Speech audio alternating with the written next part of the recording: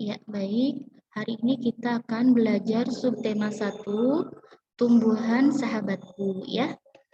Nah, teman-teman, ini buku paket yang akan kita pakai ya. Buku paket tematik 6A, Selamatkan Makhluk Hidup. Ini temanya. Nah, pernahkah kamu membayangkan apa yang terjadi jika tidak ada tumbuhan di dunia ini? Dapatkah kita hidup tanpa tumbuhan? Kira-kira kita bisa nggak hidup tanpa tumbuhan? Oksigen dari mana? Nah, kita kan nafas memerlukan oksigen ya. Nah, tumbuhan menghasilkan oksigen dan makanan bagi manusia dan hewan. Maka kita harus melestarikan tumbuhan dan juga hewan ya, agar kelangsungan hidup semua makhluk hidup termasuk manusia itu bisa terjaga kelestariannya.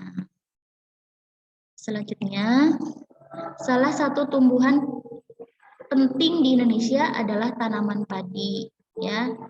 Padi menghasilkan beras yang merupakan makanan pokok sebagian besar penduduk Indonesia. Nah, kita akan mengenal tanaman padi dengan cara membaca teks berikut ini. Kemudian setelah dibaca, kita akan menentukan ide pokok dari tiap paragraf. Ini teksnya berjudul Perkembangbiakan Tanaman Padi ya. Di Indonesia, padi menempati urutan pertama sebagai sumber bahan makanan pokok. Sebagian besar masyarakat Di Indonesia, padi menempati urutan pertama sebagai sumber bahan makanan pokok sebagian besar masyarakat. Beberapa daerah penghasil padi terbesar di Indonesia antara lain Jawa Timur, Jawa Barat, Jawa Tengah, Sulawesi Selatan, dan Sumatera. Nah, ide pokoknya di paragraf pertama adalah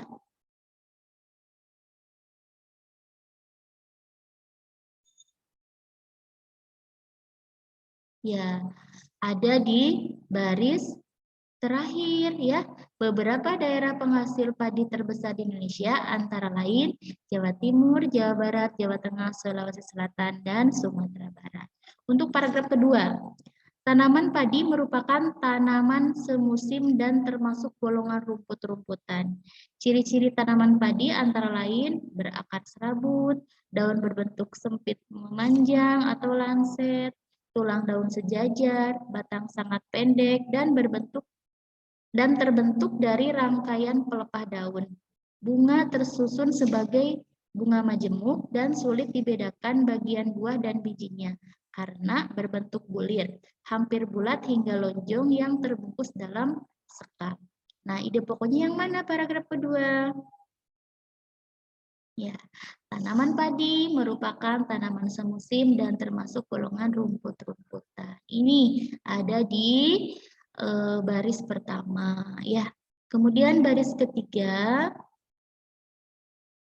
baris keempat, dan baris kelima, teman-teman bisa menentukan sendiri ya ide pokoknya.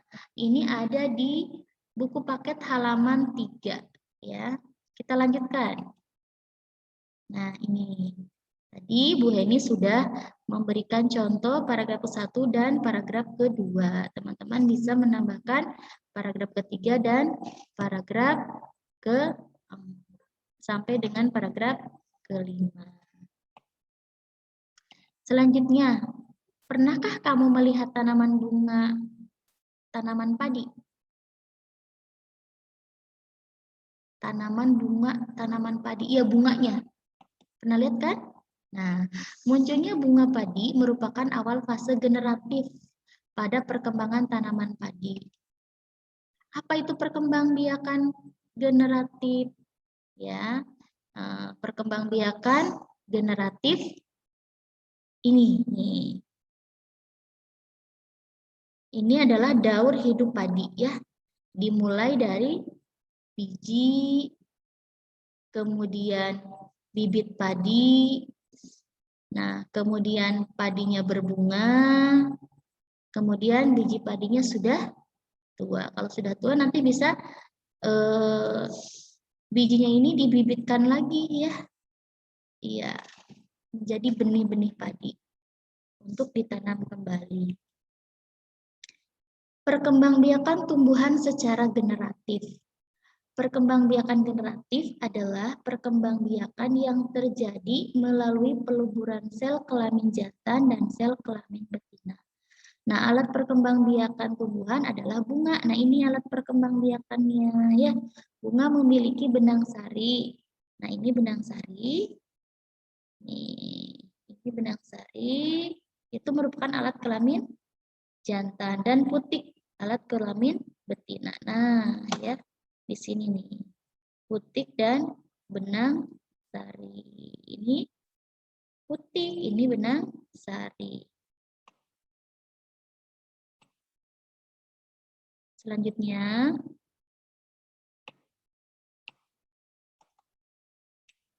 sebentar.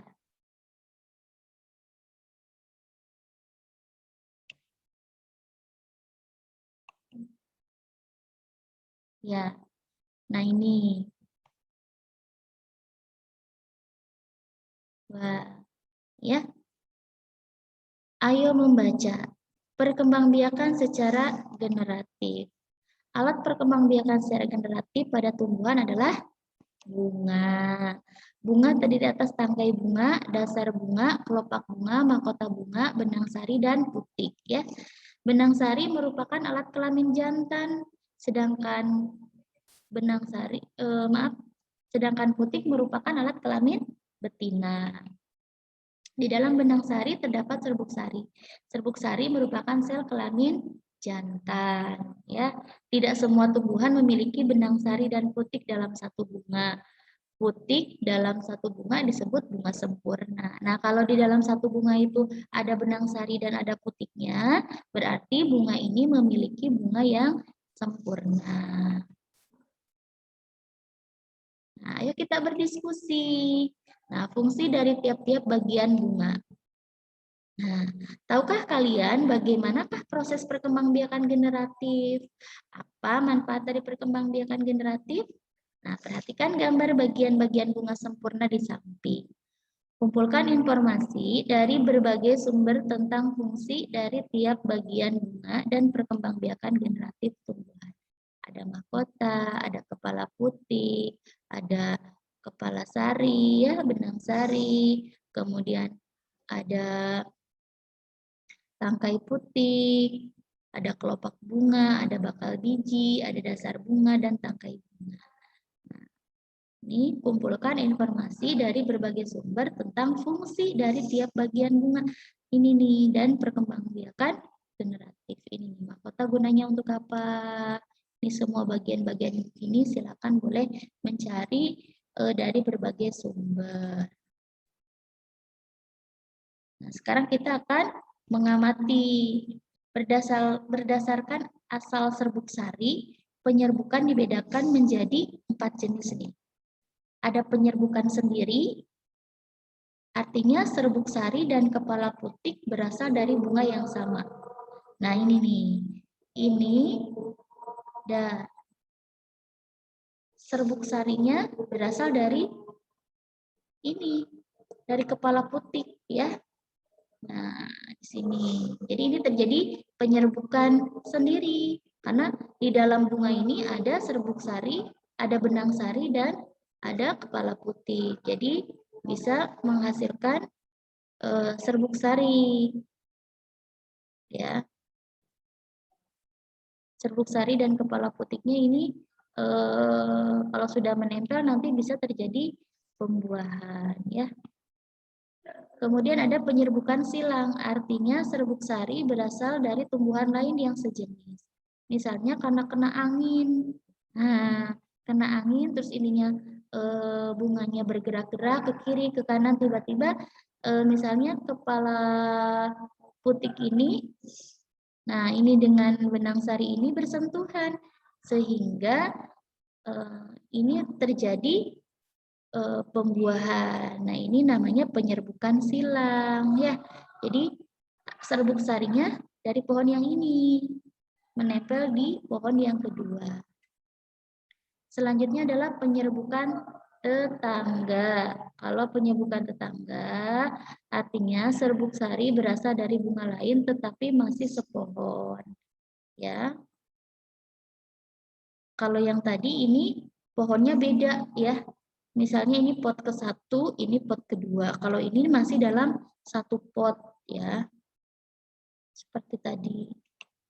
Selanjutnya penyerbukan bastar. Maaf. Artinya serbuk sari berasal dari tumbuhan lain yang berbeda jenis. Nah, ini nih, ini nempel ke yang lain. Serbuk sarinya, ya. Gitu. Jadi tumbuhan lain tapi beda jenisnya. Tuh, lihat. Seperti ini. Tapi nempel karena misalkan gerak karena angin atau karena ada serangga habis nempel di sini terus berpindah dan menempel di bunga yang ini gitu ya. Menyebabkan terjadinya penyerbukan bastar. Baik. Nah, lebah membantu penyerbukan bunga. Ayo sebutkan hewan yang membantu penyerbukan bunga selain lebah. Kira-kira apa? Ya banyak ya. Ada kupu-kupu ya. Ada kepik, banyak lah ya. Nah, tahukah kalian jika padi tidak hanya merupakan sumber makanan pokok di Indonesia, tapi juga di negara Asia Tenggara lain. Ya, kondisi geografis yang baik menyebabkan tanaman padi dapat tumbuh subur di kawasan Asia Tenggara.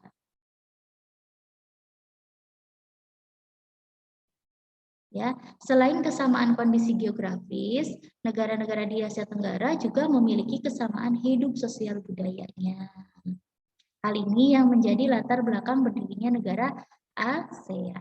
Ya, ini adalah negara ASEAN ini adalah negara yang terdiri dari negara-negara yang ada di Asia Tenggara. Ini adalah simbol negara ASEAN. Association of Southeast Asian Nation, ya, ASEAN, atau perhimpunan negara-negara di Asia Tenggara.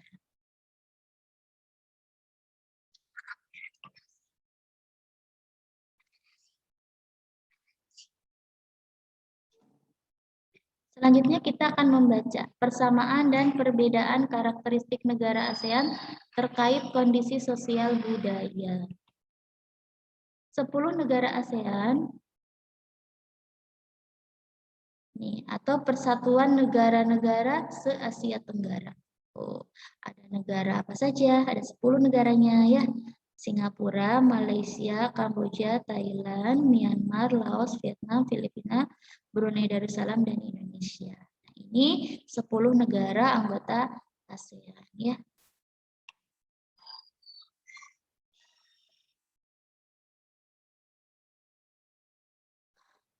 Baik.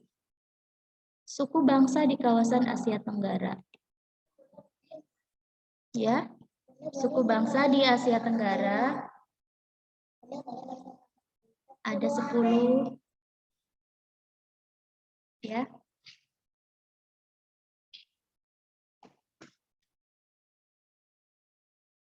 Baik, diulang lagi ya, maaf. Nih, Myanmar, nih, suku Burma ya, ada 68%. Shan, Karen, Rakhine, dan lainnya termasuk suku Tionghoa dan Indo-Arya. Ini sekian persen. Nah, ini nama suku-suku bangsa yang ada di Asia Tenggara. Indonesia, mana Indonesia? Maaf. Indonesia. Indonesia ada suku Jawa, Aceh, suku Sunda, suku Madura, dan banyak lagi ya yang lainnya. Selanjutnya masuk subtema 2 ya. Negara-negara di ASEAN memiliki dasar negara yang berbeda. Ya. Yang berbeda-beda. Dasar negara dan pandangan hidup bangsa Indonesia adalah Pancasila. Dia mencari tahu perilaku yang mencerminkan sila pertama Pancasila. Sikap yang sesuai dengan sila pertama antara lain sebagai berikut. Nah, ini sila pertama, beribadah sesuai agama dan kepercayaan masing-masing. Memupuk toleransi antar umat beragama, menghargai orang lain yang sedang beribadah, tidak melaksanakan suatu ajaran agama tidak memaksakan suatu ajaran agama kepada umat lain, ya.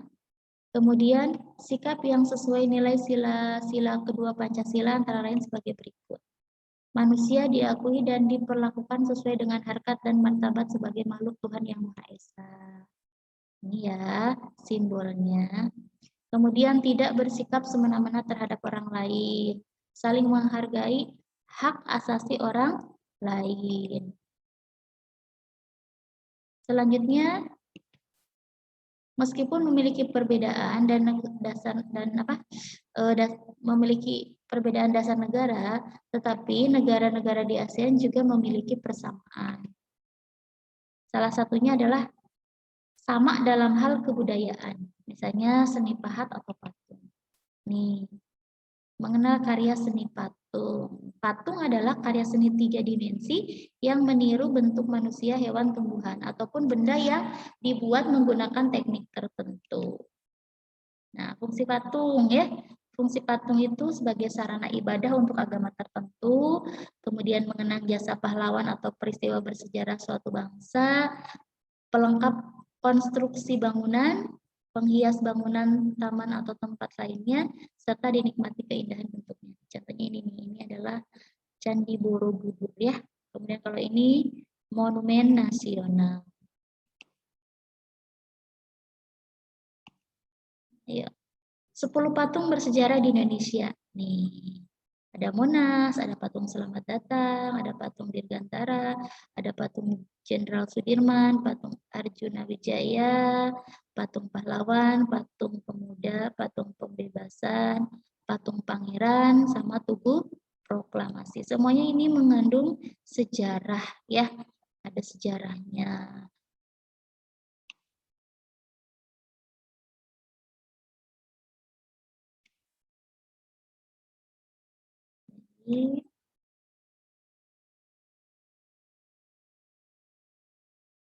Nah, alhamdulillah hari ini pembelajaran kita sudah selesai. Teman-teman, tidak ada tugas dari Bu Guru. Hari ini hanya menyimak materi saja. Tidak ada yang dikumpulkan ke Bu Guru maksudnya tugasnya ya.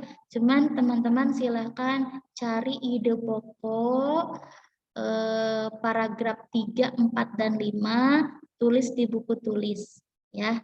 Ide pokoknya paragraf 3, 4, dan 5, tulis di buku tulis. Terima kasih.